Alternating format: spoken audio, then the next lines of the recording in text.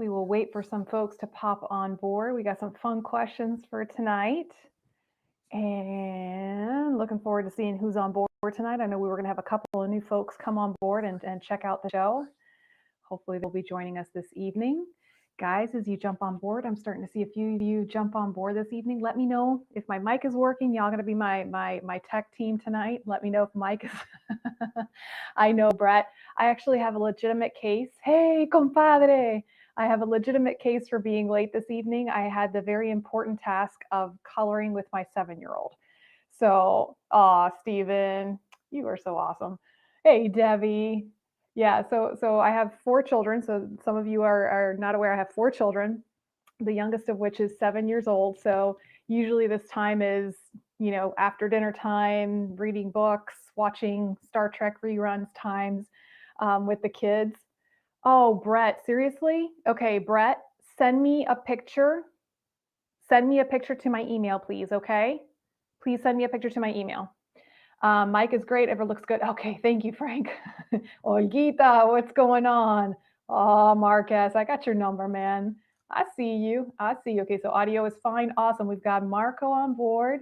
Hey, Kenny, good evening to you. We've got Pat on board. Line, what's up? We've got Karen with Jody. Karen, you are having a birthday today. Everybody, we got to wish Karen a happy birthday. Say happy birthday to Karen. We've got Andre on board. We've got Jeff, William Mays from Richmond, Virginia. There's my William Mays. We're drinking his Diet Pepsi. We've got Chris Frakes in from Iowa. Glenda, Cosi and her coffee, Cosi and her coffee mug. Coffee and her Cosi Talks mug. Oh, tonight's going to be fun. That's how I'm starting it off.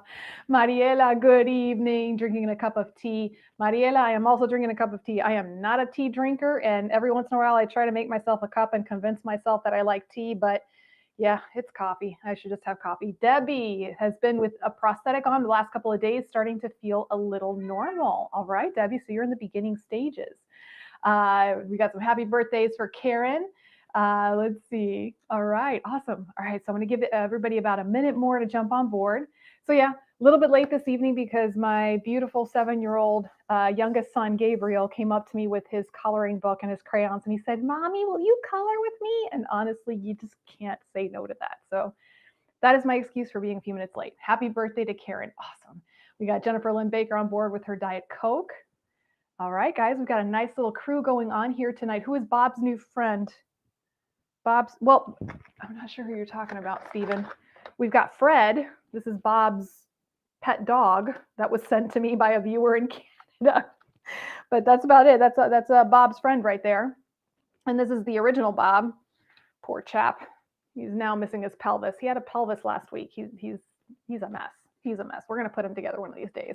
Hey, Diana. Vacationing in Jekyll Island, Georgia. What's going on, Damon? To Bob's right.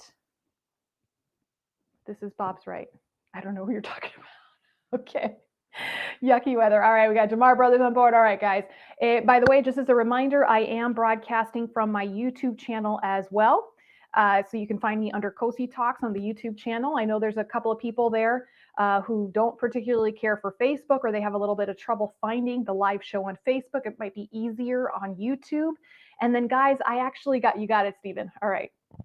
I had a couple of people in the support groups asking if I could tag them during the feed. Facebook does not allow me to tag people from a live feed anymore. It's kind of weird. It X'd that out a while ago. So guys, if you guys have anybody in your support groups that you know might be interested in listening to the show tonight, feel free to tag them. You are allowed to tag people within the comments, but I'm not allowed to. So just putting that out there. And then last bit of housekeeping, guys, if you're watching, especially from your cell phone, you'll see a little bell. If you hit that bell, it will notify you whenever I go live.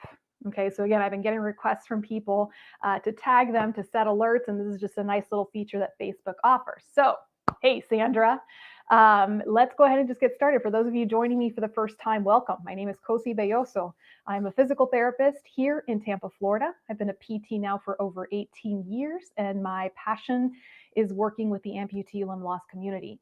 I have a private outpatient clinic here in Tampa that is exclusively for working with amputees, teaching them how to get ready for their prosthesis, how to walk, and sometimes how to run. Hey, we got Megan in from St. Augustine. Awesome. Brett, I'm not sure if you heard what I said. If you did, give me an okay in the comment section. Brett, please be sure to send me a picture of the cracked mug, okay, so I can get that taken care of for you. Hey, Jody. Yep, happy birthday to Karen. Karen, thank you for joining us on your birthday.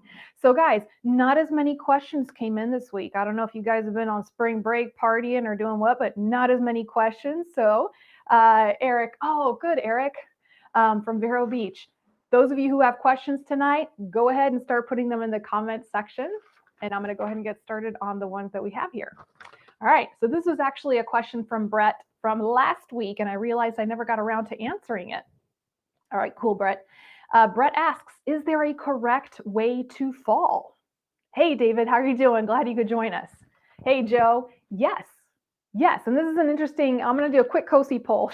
Karen's like, I'm partying on my birthday. Guys, quick Cosi poll. How many of you have had a fall with your prosthesis?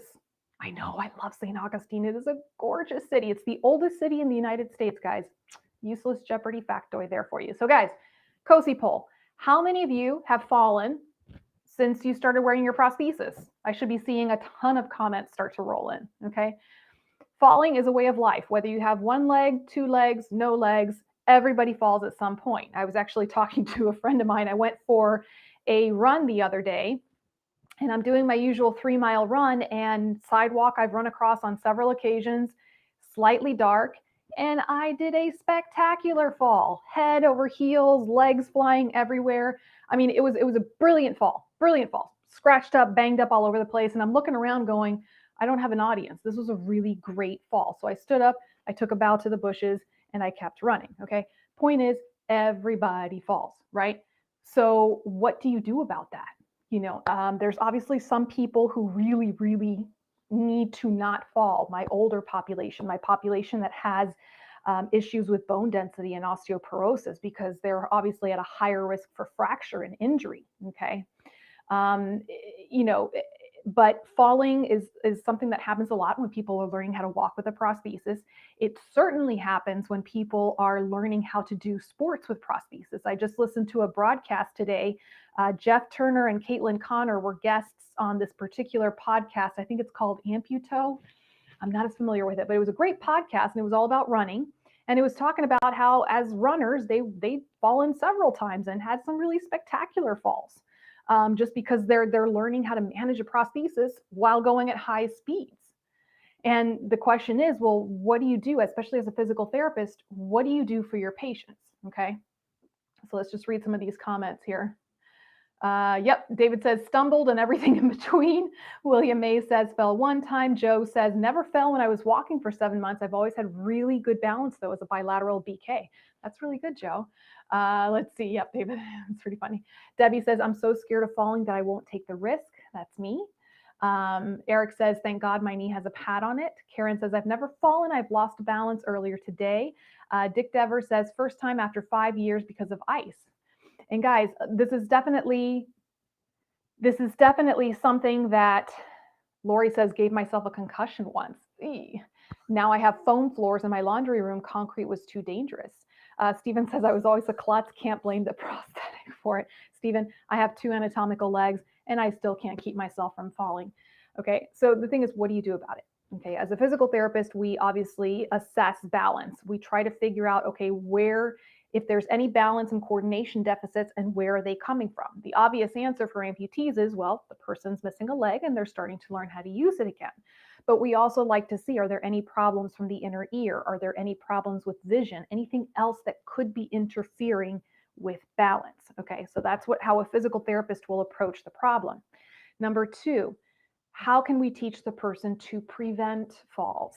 Okay, that's definitely the best way to fall, is to prevent it in the first place. Okay, what can we do if we're a home health therapist? I did home health therapy for 8 years. Sorry, these messages keep coming in.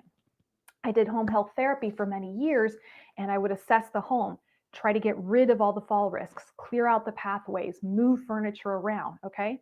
And then last and certainly not least is balance exercises, okay? There's a lot of exercises that can be done to improve balance. And it doesn't matter if you are missing a leg or if you've had this horrific traumatic brain injury, if you've had a stroke, if you've had a spinal cord injury, there's a lot of exercises that can be done to improve balance. And time again, it amazes me how the human brain can relearn some of these skills, okay?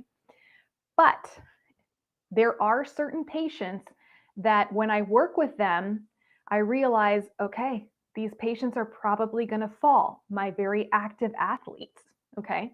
So in some cases, you can teach someone how to control their fall.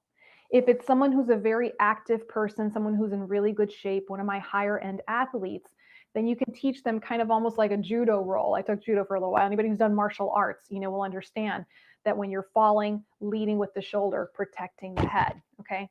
If it's someone who's not quite as athletically inclined, okay, protecting the head, that's the number one priority, okay? If you hit your head and you have a concussion and things like that, bad things can happen. The second thing, the hands and the wrists. Why? Because the first thing a person's going to do when they start falling is put out their hands. And there's actually an injury called foosh, fall on outstretched hand, right? And it results in some pretty serious forearm, wrist fractures, hand fractures. So the priority when you're experiencing a fall or you are the caregiver and you're trying to protect someone while they're falling, it's protect the head and try to protect the arms as best as you can. After that, guys, I mean, it's gravity. You're fighting gravity. And like I said, I've fallen a million times. I've taught some people how to fall. I've taken judo. And like I said, a month ago when I took that run, head over heels, no control whatsoever. Okay. So, it's not a perfect world. It's not a perfect solution, but it's something that you can think about. And usually a lot of times also, if it's someone who's a high fall risk, definitely I talk to the caregivers because the caregivers are usually in charge of helping the person transfer and walk. And again, it's enforcing upon them, protect the head as the person is going down. And then also if it's a caregiver who's perhaps smaller than the person they're taking care of, and the example of when the wife is taking care of the husband and the husband is a bigger person, teaching the wife how to kind of help the husband fall onto the ground without injuring herself and helping protect the husband at the same time. Okay. And even guys in physical therapy, they do teach us this in one of our labs. I would remember, and Lynette, you can back me up on this one, that we would practice on each other falling on foam mats and how we would protect our patients and how we could guard our patients as they fell to minimize injury. Okay. Let's see what these comments, I've had a lot of comments coming in. Let's see, Donna, any suggestions for phantom pain that doesn't go away? Donna, we did a phenomenal show. I did a phenomenal show with Greg Menino. He's a prosthetist and above the knee amputee himself. I did a show, I believe it was December 4th, 2020. So if you look in my Facebook archives, we did an entire show on phantom limb pain, on what it is, how to manage it, conservative management, medical management. So I would encourage you, Donna, to first take a look at that show where I go really into detail about it. It's a big topic to discuss. Let's see. Glenda says, how do I feel the ground with my knees when walking? I have neuropathy in my sound leg and I am a right below the knee amputee. Okay, so Glenda, you're essentially, so neuropathy is a big thing, guys. Glenda, I'm going to go out on a limb and say that you're probably diabetic and that's how you develop the neuropathy. So guys, that happens a lot when you have issues like diabetes, right? And the uncontrolled glucose kind of does a number on your body. It does a number on the vascular structure in your body, on the veins and arteries, specifically more on the veins. And then it also damages your nerve endings, causing the neuropathy. And in diabetics, that presents as what we call a glove and stocking pattern. So meaning the areas of your skin where you would put gloves and stockings on, those are the parts that tend to go numb first. And it can present as numbness, it can present as pins and needles sensation. And in the more extreme cases, the person loses sensation completely, which makes it very dangerous when they're walking because of the fact that they don't know where their foot is. It's almost like using a prosthetic foot because you can't feel where that foot is.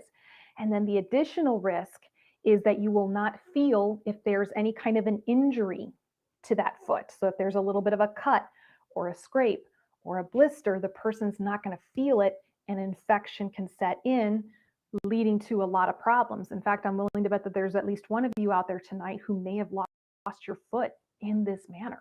Okay, so what are you to do if you have an amputation on one side and neuropathy on the other side? Glenda, this is not the first time I've run into a case like this. And oftentimes what I'll do is I will treat the person as if they were a bilateral BK amputee.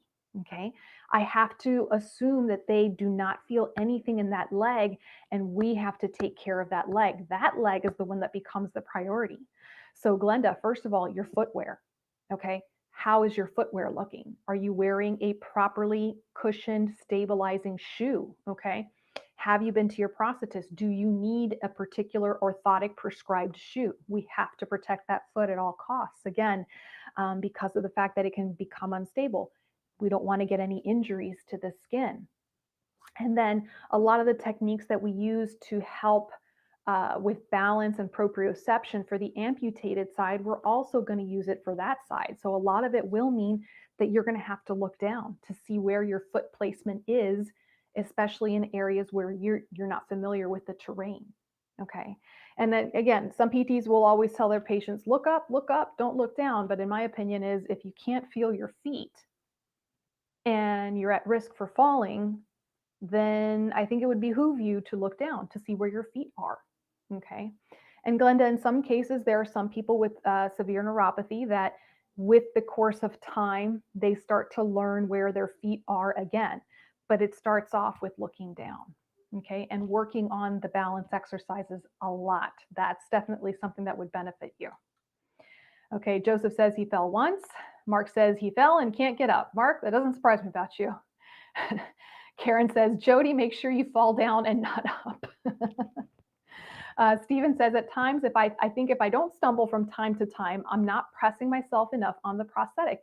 Stephen, that's actually a really, really good point. And I have noticed that there are some folks that they're so afraid of stumbling and falling that they will favor that sound side even more, just to avoid having to use and put all the weight into that prosthetic side. Excellent point. Hola, Ray Vasquez. Man, I haven't seen you here in a while. I'm so glad you're here this evening. Let's see. Debbie says, I like the video with Christine about proprioception. Debbie, I'm not sure which video you're referring to. Benny says, fallen a couple of times playing softball. Kevin, he says, beer, some of this makes for some pretty fun falling. Okay, here we go. Jeff says, surgery in -1 week. Do plan at least one quality fall. Well, hopefully not, Jeff, and hopefully I know your PT's working with you. Susan says, falling is apparently something I like to do. Broke hip, broke ribs 3 times, sprained arm. Bah, yeah. So it can be pretty heavy duty. And even, like I said, the podcast I was listening to today with Jeff Turner, I mean, he's a knee dysarticulation. He's a fantastic runner. I love seeing the videos of him running. And he mentioned on the podcast how he had, the first time he put a foot on and tried to run, he had a spectacular fall and ended up refracturing his arm.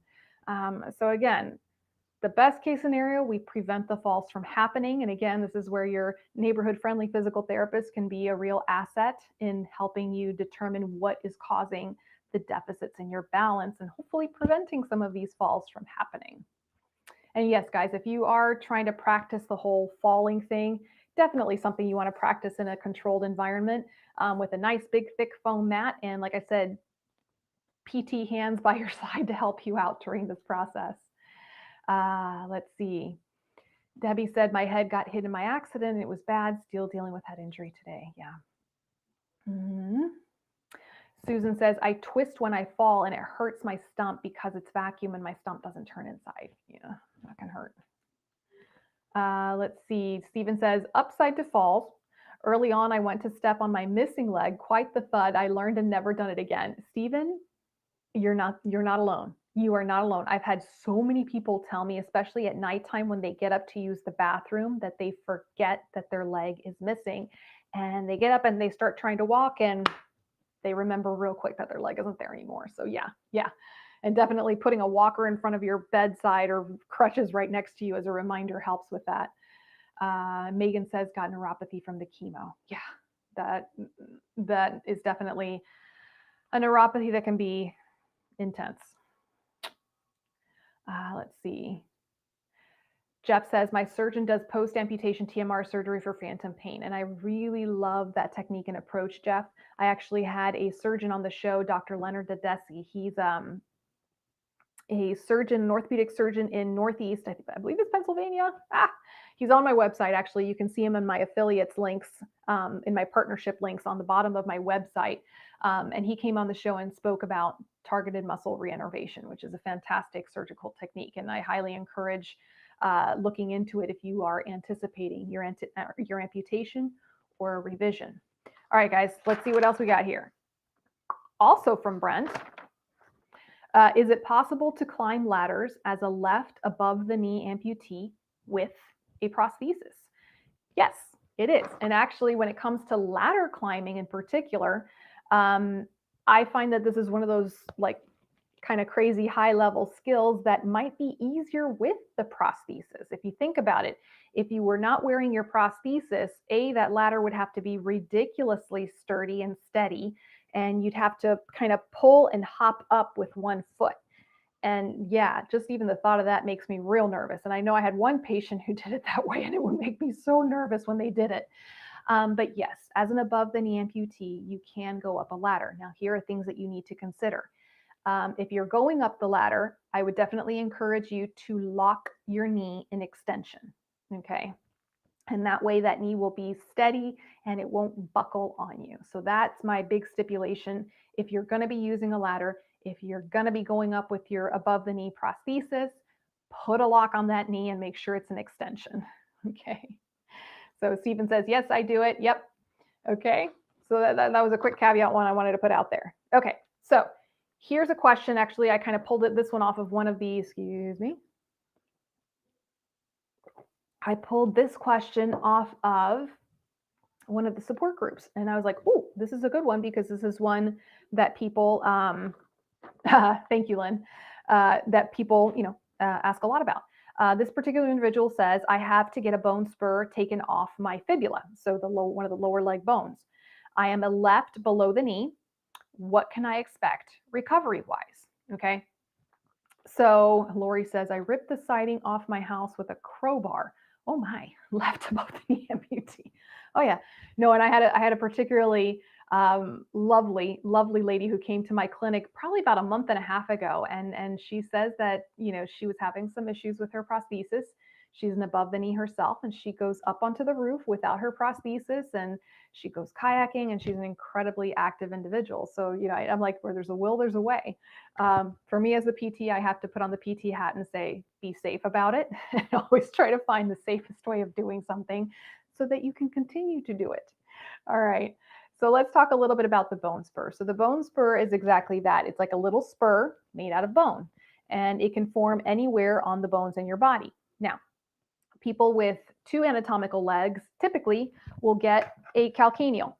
So on their heel bone right here, and they're called the heel spurs. We hear about them a lot, especially in our athletes, okay? For amputees, bone spurs can form anywhere on the remaining part of the bone. Typically and I haven't looked at the research on this one, guys, I haven't looked at the literature, where I have seen them in my own patients is typically towards the end of the residual limb is typically where I see bone spurs forming. And they can be extremely painful, and they can be extremely interfering. That's really not proper grammar. They can interfere with daily function because the person, whenever they try to put weight on it, it just sends sparks and fireworks. Anybody here have any experience with bone spurs that they would like to share? Okay. And again, very painful. Now, typically with bone spurs, you try to do a conservative approach first. There are some doctors who will do injections, localized injections to basically numb the area. The first thing that needs to happen, though, is the prosthetist needs to look at the socket to see if there's any way to modify the socket to take the pressure off of the bone spur. That's usually like the first line of defense of what we try to do, right? Jeff says bone spurs are worse pain than phantom pains. I've had that issue right after my amputation. Okay. So again, this is something that you try to manage with as much as you can with conservative treatment. There are times, though, where conservative treatments do not work, and the surgeon has to go in there and has to basically excise the bone spur and maybe even do a little bit of soft tissue revision. Okay. So what a person needs to take into consideration if they're having a bone spur removed is, why did it form in the first place? Okay. And that's kind of like the $1 million question a lot of times. So the theory is sometimes when an amputation is performed, the original amputation is performed, okay, there's a very thin layer of tissue, okay, that covers the bone. It's very, very thin. And when you're eating a piece of chicken, like a chicken leg, you'll see it. It's a very tissue paper thin, clear lining on the bone. And if that gets scraped off during surgery, and sometimes it does, that area will have the potential to form a bony spur, especially if there's pressures in the socket that are not being distributed properly. Okay, so if you are fortunate enough to have figured out why this bony spur may have happened, if there was something in the socket that wasn't quite right, then you definitely want to address this, okay, the moment you have that new socket made. Okay.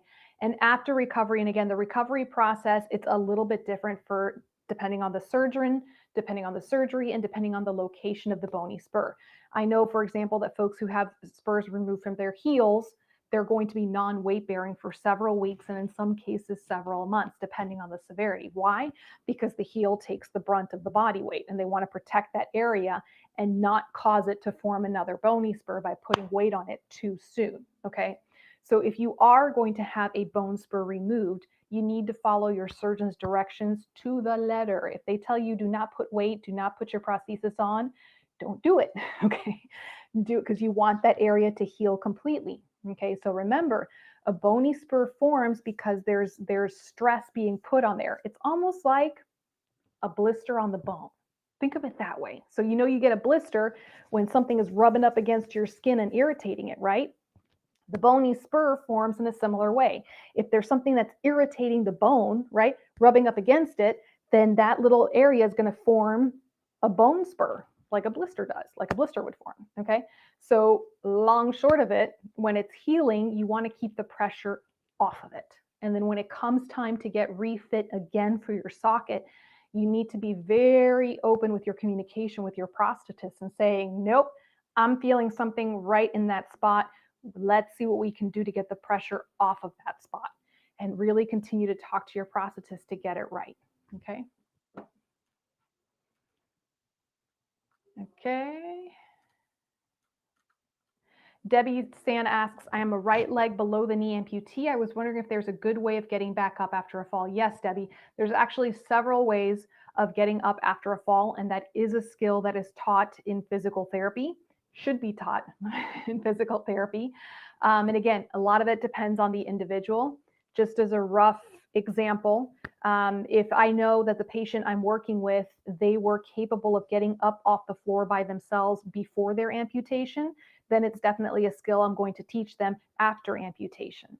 If they were really debilitated in their function prior to amputation, then I kind of take a closer look and see, okay, is this going to be an individual who is going to be able to get up by themselves safely, or are they going to have to depend upon someone for help? Okay.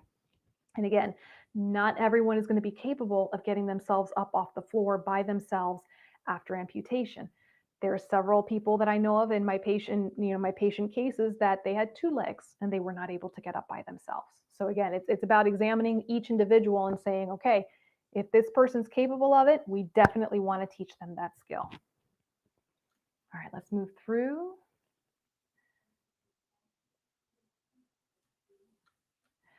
So Stephen was saying, was looking at x-rays earlier, why don't surgeons round off the remaining bone? That's a really great question, Stephen. And that's something I need to poke at some of my surgeon friends and just see what they have to say. I know that they do a job of shaping the bone and rounding it because they want to be able to fold the soft tissue around it. So it's not going to be just a nice, clean, even cut sometimes. The one exception to that, and again, don't quote me on this one. I need to find some more information, Stephen, I think is the Erdl procedure. So with the Erdl procedure, excuse me, Bob, with the, he's not being very cooperative this evening, is he? All right, Bob. Jeez. All right. So with the Erdl procedure, it's a below the knee amputation. And instead of cutting this outer bone, the fibula, shorter, they cut them fairly evenly, and then they graft a piece of bone across both bones to basically create a bony bridge. And that's called the Erdl procedure. And that is mainly done so that the person can bear weight on the end of that residual limb, which with traditional amputations, you cannot. Okay, let's see. Mark says, my Spurs jingle, jingle, jingle. Hey, Johnny's on board? Where's Johnny? Johnny, dude, you haven't said hello to me yet. Let's see. Stephen Tridell from Michigan drinking 0% alcohol Heineken. Okay.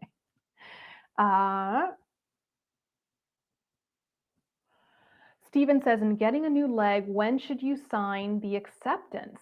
That is a good question. When you leave, you really don't know if it's perfect. Stephen, I don't know the answer to that question. If I have any prosthetists on board that would like to chime in on this, please feel free to chime in. Stephen, the only thing I can think of right now is to ask the prosthetist, if you sign that letter of acceptance, does it mean that they are required to continue to modify your prosthesis, or does that mean that's it? In which case, if the prosthetist tells you that there are no more visits after the letter of acceptance is signed, then I wouldn't sign it yet until you get the right fit. But again, this is something I don't know about. So please ask a prosthetist. And definitely, if I have any prosthetists on board who would like to join in on this one, that'd be awesome.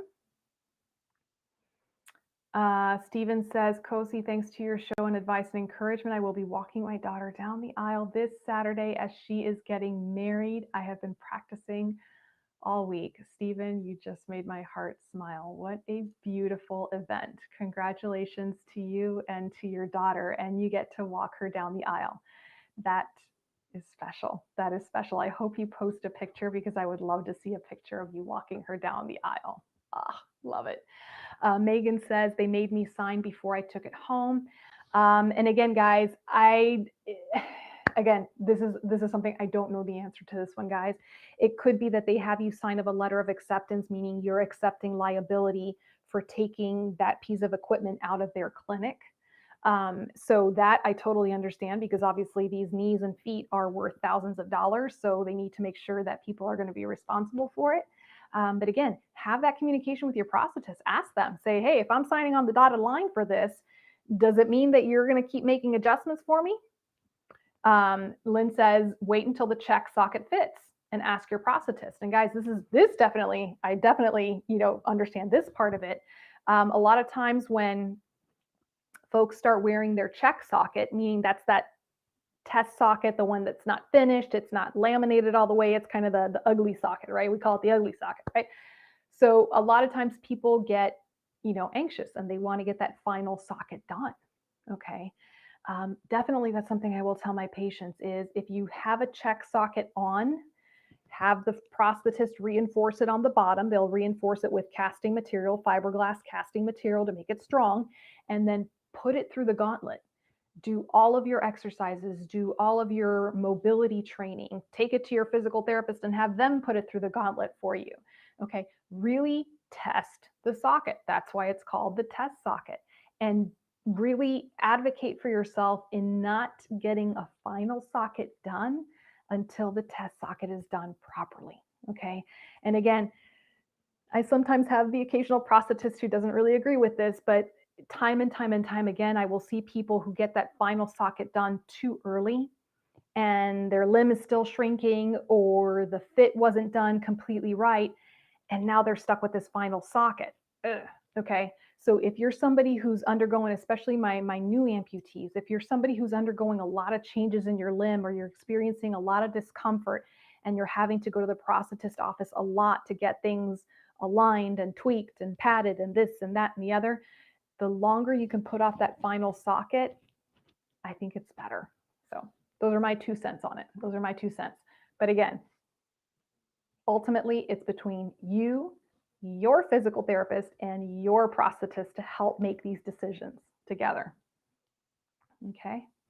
Debbie says, that's what I'm using now is the check socket, and it feels really good. Thank goodness. Good. Lori says, I work at my prosthetist office. We have patients sign a delivery ticket for billing. Patients can come back for adjustments anytime, no limits in our office. And to me, that's a really good sign of a good prosthetist office right there. Stephen says, it's tricky. I want my vendors paid, yet I was a business major and I understand acceptance means I own it. Right. And then, but Stephen, you can also imagine like, okay, this extremely thousands of dollars piece of equipment leaving their office, the liability behind it. So Debbie says that's the way it is at Limb and Brace where I go. I've been gone once a week for adjustments on the check socket, and they're great over there. They really are fantastic, Debbie. It's one of the reasons they're one of my favorite prosthetist clinics in this area to work with.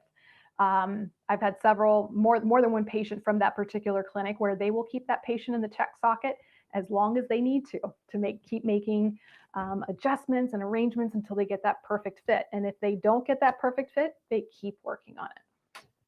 Really love that clinic. Ooh, here's a fun one because we're getting close to summer, at least in Florida. It's already in the 80s, so it's like summer here already. So I want to hear from you guys about your hacks for this particular problem. This particular individual was asking, where can I find nice summer shoes and sandals and flip-flops that aren't going to fall off my prosthetic foot? So that's obviously a big problem here in Florida because we like to live in our flip-flops and in our Birkenstock sandals. And people don't always necessarily want to put a tie behind the ankle to secure the shoe on. So I'm not very creative. Basically, I like to use Velcro. And depending on the person's flip-flop or sandal, I might put the Velcro on the bottom of the foot, like a super thin Velcro, so it doesn't interfere with their height or anything like that.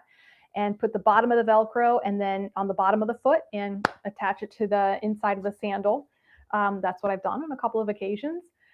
Sometimes they might have the straps on top of the foot that you can put the Velcro there, and it helps secure the sole of the foot on there too. But I'm kind of curious to see as to what you guys do. What are your hacks for wearing flip-flops and summer sandals and keeping them on your feet, on your prosthetic foot? Jeff says, I got to take my test sockets home twice so far. They're ready to make. Jeff, man, you're awesome. You're awesome. All right. Mark, here's your question. Mark is getting ready to get his scuba diving certification. Go Mark. And he says, one of the activities I have for diving is a beach dive. I'm able to walk on the sand okay, but I'm concerned about balance going into the water. I was told I will have plenty of help. Do you have any advice for going into the water? Muchas gracias. Okay, so couple hacks here, Mark. Let's see, wait, some of these hacks are coming in. Let me read this.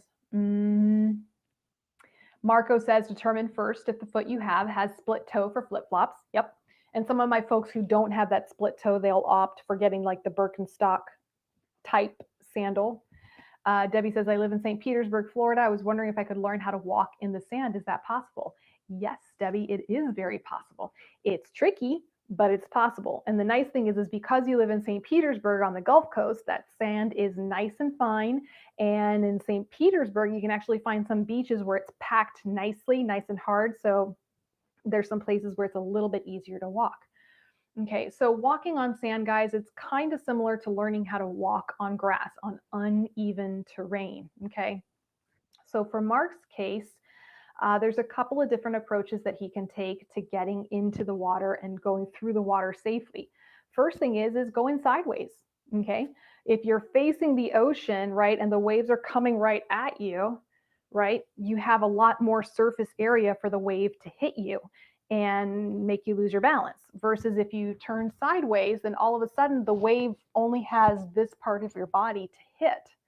So it's going to be a little less force getting knocked in by the waves, just a little bit less, but it might be enough to help. So you can sidestep your way into the water until you get to the point where you can get into the water and swim. Another way, Mark, if you say you're going to have help and assistance, is by doing kind of like the physical therapy hold.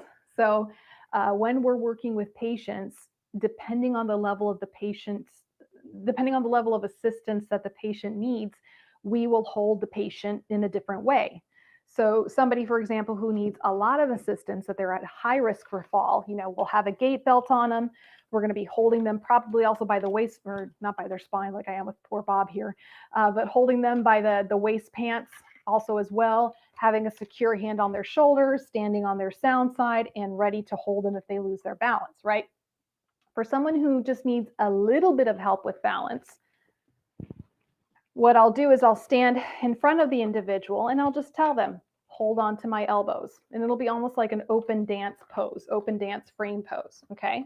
So if they're holding on to my elbows and I'm holding on to their elbows, it's a really nice, steady, secure approach, okay? So Mark, if you're going to have that kind of assistance on the beach, then you can do that. Just have the person hold on to your elbows and you're holding on to their elbows, and then you can sidestep or step into the ocean one bit at a time.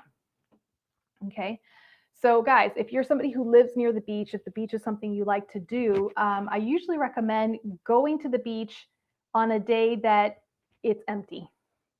The first time you get back to the beach, the first time you try sand walking, it shouldn't be on the 4th of July or Memorial Day weekend, or a weekend where you are carrying a bunch of stuff and you have people and you have a party, and too much pressure, too much pressure. So the best thing to do is go on a day where you're wearing sneakers, okay, supportive shoes. Take someone who can help you out in case you get into any trouble, okay? Take your assistive walking device, okay? So even for my people who are pretty high level, I'll tell them, you know what, the first time you go to the beach, take your walker with you, okay? Just see if you might need it or not. And it might be that you just need it during some of the tough areas, or just, just a little bit here and there. Walking sticks. That's another one that people like to use. The same walking sticks that people use when they go hiking. Sometimes that's also helpful for getting to and from the beach, okay? Crutches can get a little bit tough just because they sink so far down into the sand. Unless it's really hard packed sand, it can be a little tricky. So again, you got to kind of scope out the beach that you're going to be going to and seeing what is the path that you are going to take to get to the beach and to the particular part that you're going to be sitting at, and scope it out. For me, obviously, I don't have to worry about using a prosthesis on the beach, but I do have to worry about sometimes when I take the 4 kids by myself to the beach and all the beach equipment. So I already know exactly which beach I go to, exactly where I park, exactly where I come into the beach, so that I can keep track of all my kids and all the stuff that we have and do it safely. So again, just preparation sometimes is the best thing to do. All right, Tom says, I got a new socket back in December and it fit perfectly. It was made out of a new material, and being out in the cold, working in the bush this past month, my new prosthetic kept falling off, but in the warmth it stays on with no problem. They're going to make me a new one free of charge. Okay, so it could be that just with the warmth, your limb is swelling up just a little bit, Tom. With the cold, the limb will tend to shrink. Hey, Kays, I'm so glad you could join. Debbie, it's my pleasure. Thank you. Let's see. Walking sticks. Yep. Okay. So last question for the evening, and it has to do with hyperbarics. Haven't had this one, and this was something actually I'm surprised I haven't had this question yet. Basically, an individual was saying, what are hyperbarics exactly? How does it, and does it in fact work? Bob, will you stop stepping on my microphone, dude? Cramping my style. All right. So hyperbarics, okay, it's exactly that, high pressure, okay? And everybody knows that sometimes when folks go scuba diving and they ascend too quickly and they don't follow the rules, they'll get the bends, right? So air bubbles that start forming cavitation, air bubbles that start forming in their blood, and it causes sickness. Help me out, Mark, you should know this one.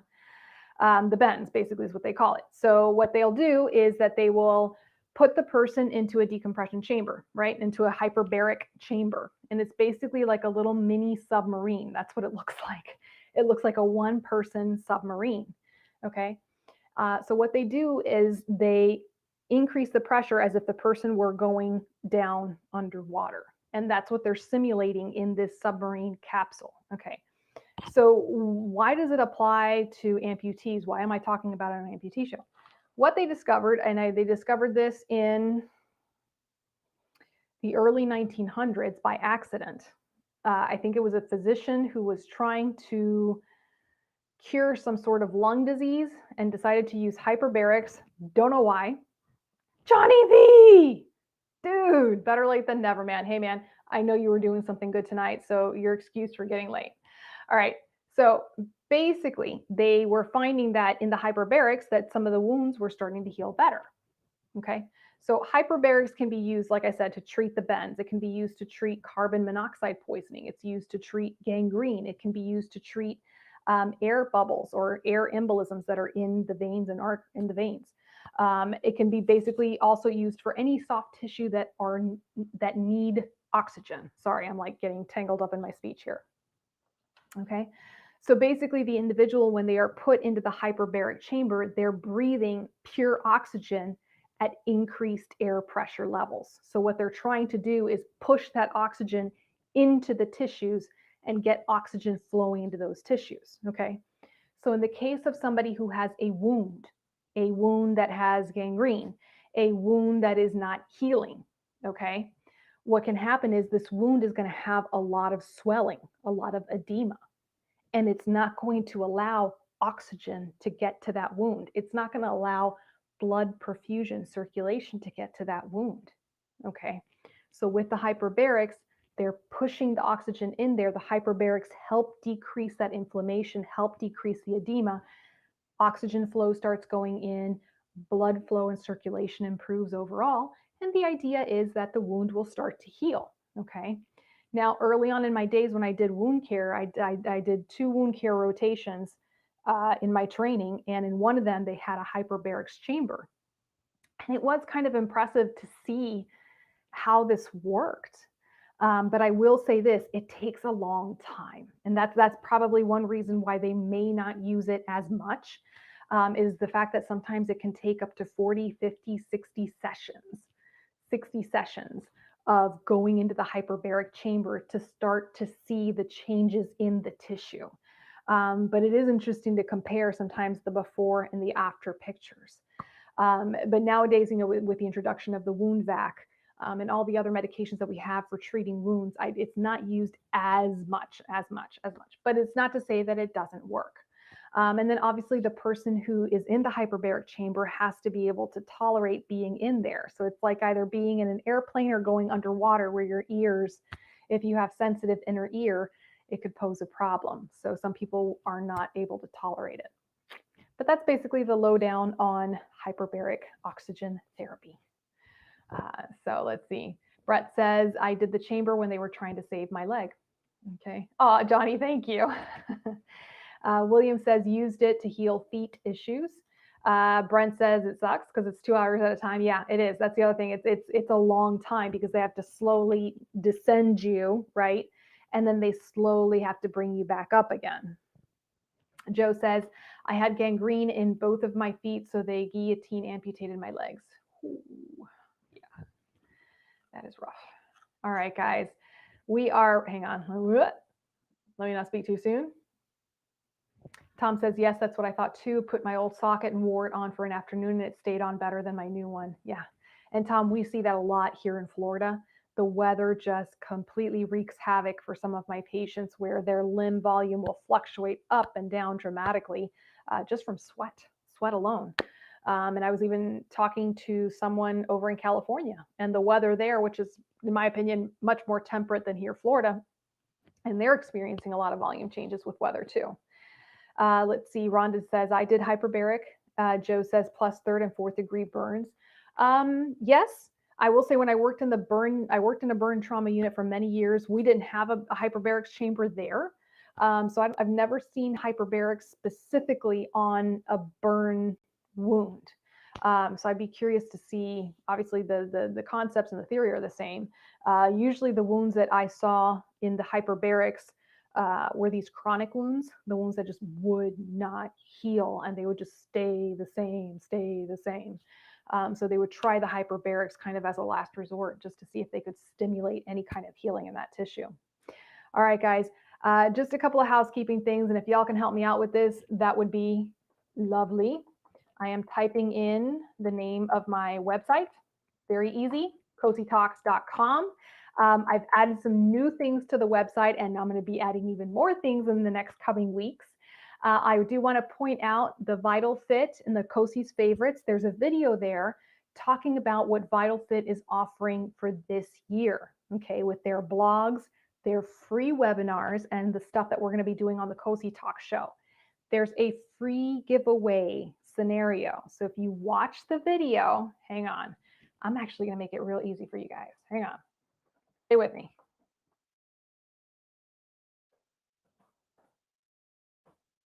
Bam. All right. All you have to do is click on that link. It's going to take you to the video. And in that video, you got to watch it all the way to the end. And I tell you how you can enter the free raffle giveaway that I'll be doing on March 24th. When Vital Fit comes on the show, we're going to be talking about osteomyelitis and cellulitis. So those of you who have interest in what's going on with your skin, you're going to want to listen in on that show. All right, David says, a strategy I looked at, I had osteomyelitis, bone infection with serious open wound, but as you indicated, the return on investment was not viable for me. Brett says, thank you for your time. Not at all, Brett, not at all. Okay, guys. So watch the video, get your stuff in for the free giveaway. Send me your questions, guys. Like I said, I felt a little lonely this week. I didn't get as many questions in. And I will see you guys, same bat time, same bat channel next week. God bless.